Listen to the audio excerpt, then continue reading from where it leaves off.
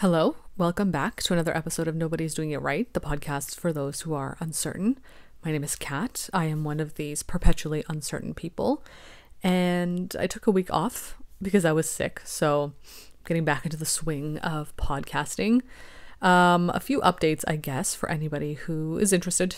I've slowed down my offerings of one-to-one Zoom calls at the moment because I will be traveling in a bit and I won't have the ability to actually sit down and have one-to-one calls. I still offer my guidance audio recordings for anyone who wants to kind of write out whatever they're struggling with and then get a recording from me going into detail about it all. And I also now offer email guidance as well. So we can have some back and forth exchanges talking about whatever it is that you're going through, and it'll be very detailed, giving you a lot of tools and things that I have worked on myself. So if you're interested in any of those, you can find those all on my website. I also now am posting my, articles, my personal essays on Substack for anybody else who wants to read those. I dive into the same topics I talk about in my videos, in my podcasts, but in a different way, a different kind of medium. A lot more, creative nonfiction. I get to flex my writing muscles, which I really love because writing is my passion after all. So I have that Substack set up. So if you want to find, again, all those links are going to be in the show notes below. So feel free to check those out if you're interested. But today's topic is going to be something that I love talking about, and I've learned more and more as I've gotten older that it is so accurate. It's true. And as much as maybe I want to deny it sometimes, other people might want to deny it. It's just proven to me time and again that it's true. Like, this is something you can't avoid. And the topic is that you have to be what you want to see. And I don't want to kind of veer off into more like woo-woo spiritual manifestation discussion, because I know that this topic is also part of those kinds of thoughts and communities and all that stuff, which all are valid, of course. But I like to approach it from a more, secular, grounded perspective, because that's just how I process things. And I know a lot of my audience does as well. So I've learned that anything that you want to see, anything you want to experience in your life is something that you have to become. And the reason you have to become it is because you won't actually see it unless you are familiar with it. So this is why, for a lot of us, we tend to, what we feel is attract the same things over and over again. This certain type of person is they just love me. They just always come to me. These are the kind of people I attract, or these certain circumstances are always the things that I attract and I don't know why. And of course, there are some things that happen to you and people that enter your life that you did not attract, that you had no hand in, things just happen sometimes. We don't have control over every aspect of our lives, of course, right?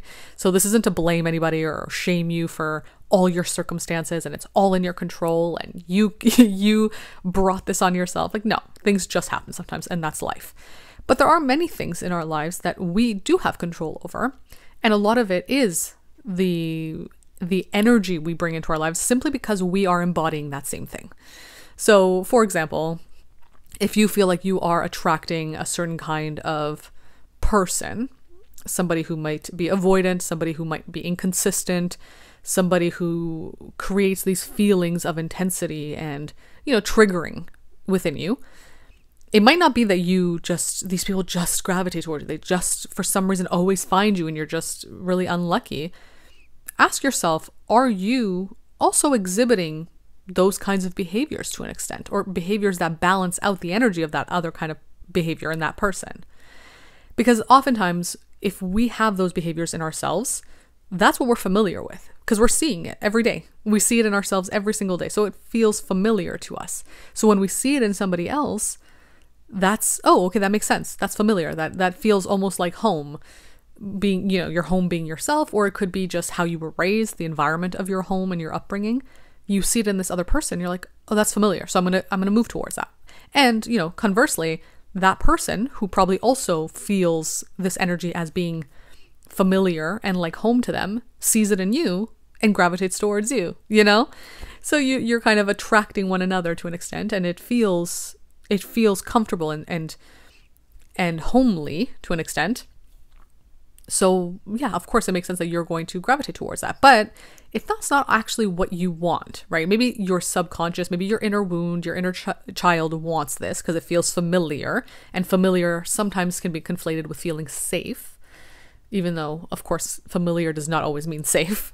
Because if you were, raised in a tumultuous upbringing and you had a very chaotic childhood, it doesn't mean it was safe, but you might still chase that level of chaos because it feels familiar, right? But our minds sometimes confuse it for feeling safe in that because it's familiar. We know what to expect. We have a little bit of control over it, right? So if we are gravitating towards that energy, or we are embodying that energy, then of course we're going to look for it in other people because that feels comfortable and it feels like I already know what to expect. Now, that might be a subconscious thing.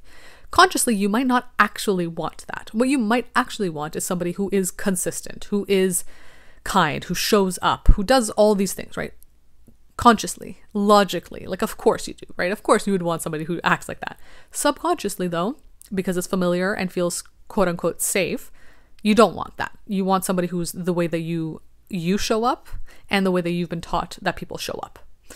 So when it comes to shifting this and actually seeing what you want to see in your life, actually bringing these things into fruition in your life, somebody who acts like this. And this could apply to anything, right? It could apply to friendships. It could apply to work relationships or work situations.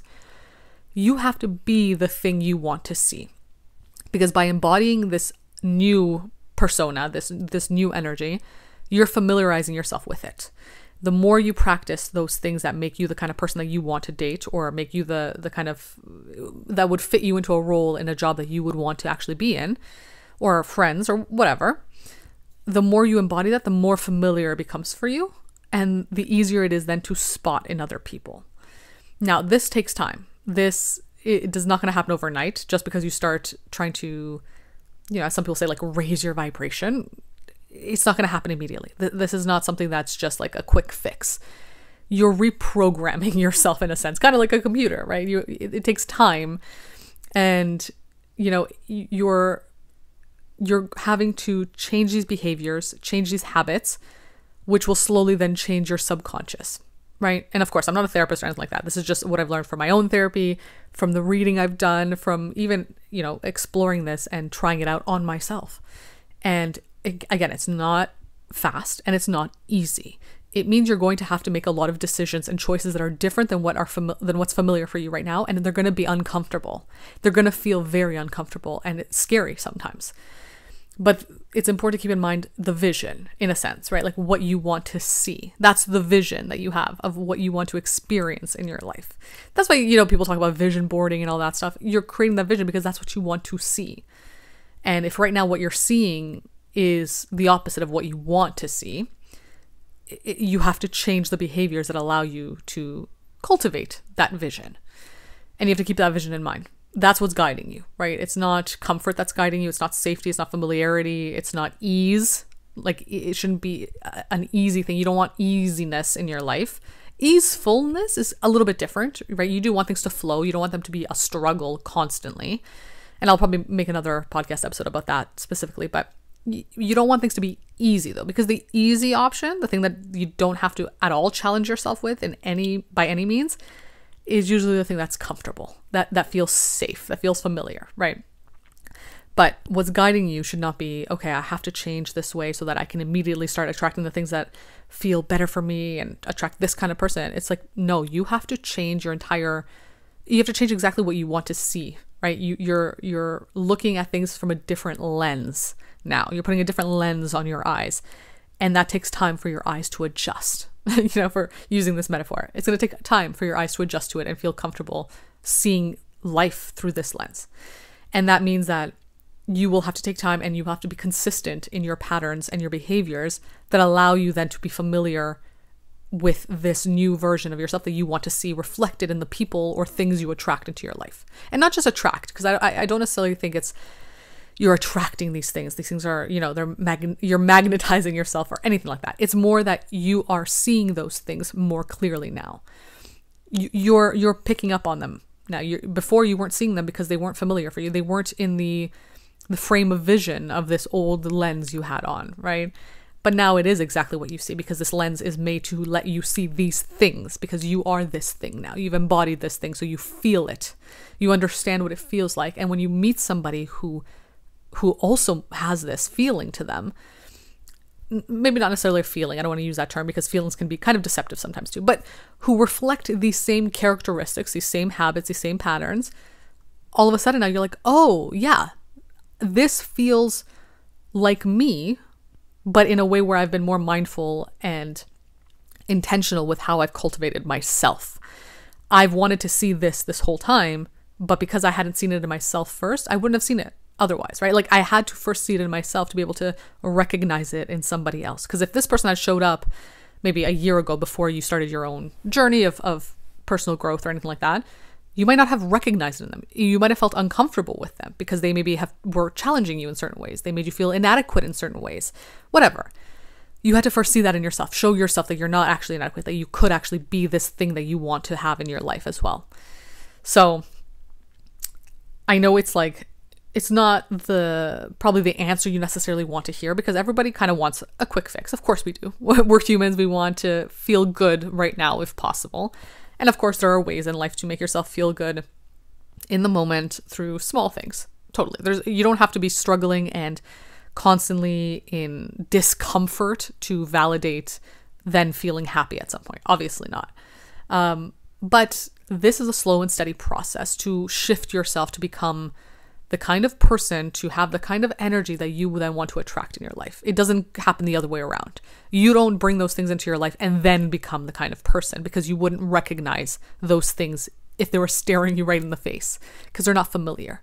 Or you would recognize them and you would get scared and you would not want them in your life because they're challenging your sense of self right now. The person you are right now, the person that's still functioning from your, inner child wounds and your, childhood trauma and all that stuff.